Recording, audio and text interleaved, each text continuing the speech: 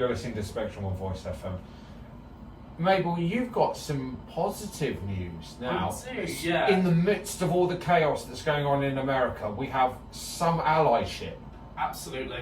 Yeah, so this is with regards to the ongoing legal argument about the trans military ban, which we've talked about a few times there. So in January, Nicholas Talbot, a transgender Army second lieutenant, and 7 others filed a complaint to the US District Court for the District of Columbia about the ban, and they argue that it goes against the Fifth Amendment by discriminating against people based on their sex and based on their transgender status.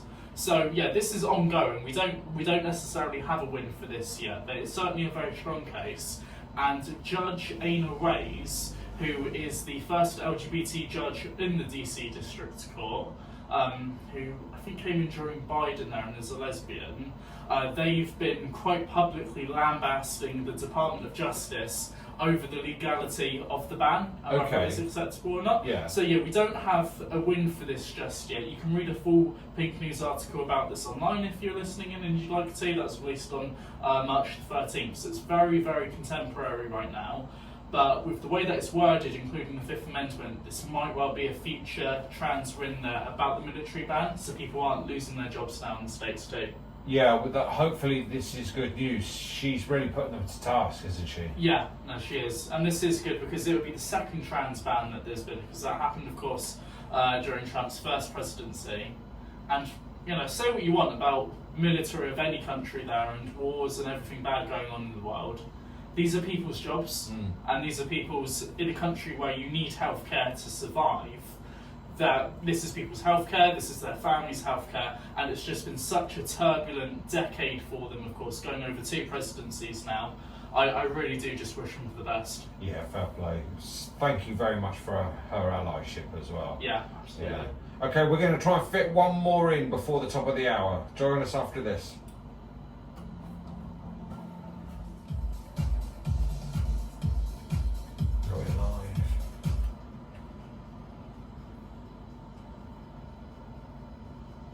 You're listening to Spectrum on Voice FM. So we've had the sad news, I suppose it is for the trans community when it comes to politics, that Nicola Sturgeon will not be seeking re-election to the Scottish Parliament. I'm quite sad by it, yeah, because we don't know, with regards to trans rights, who will be taking her place. I don't think anyone knows who's replacing Sturgeon just yet, but it will be a shame to see Nicola Sturgeon go. She was a proper ally. She was. In a top position in the UK. Absolutely, yeah. I think the only way she could have been in a better situation as a trans ally was if she was, what do you call it, the Westminster? If she was the Prime Minister, really, for the whole of the UK. Yeah. Yeah, because, of course, again, she has made history as a trans ally. If you remember in 2022, she tried to push through the Gender Recognition Reform Bill for Scotland exclusively, which would make it easier in just Scotland to get a gender recognition certificate and pretty much allow people to just self-identify as trans, to be, from as young as 16, to be able to have their gender identity legally recognised. And never before has this been used, but Westminster government used Section 35. Yeah. So for people who may not be aware of this, because we've got devolution in the UK where Scotland and Wales kind of have their own parliaments, but they can be denied the ability to pass a law from Westminster. That's what Section 35 is, and it's not been used at all since devolution in '98, no, except to stop this gender recognition bill from Scotland. That's the first time that a law has been prevented from one of the devolved countries from the UK main government. She was a fantastic ally, and she took on the mantle after Theresa May was coming out with self-ID when she was Prime Minister.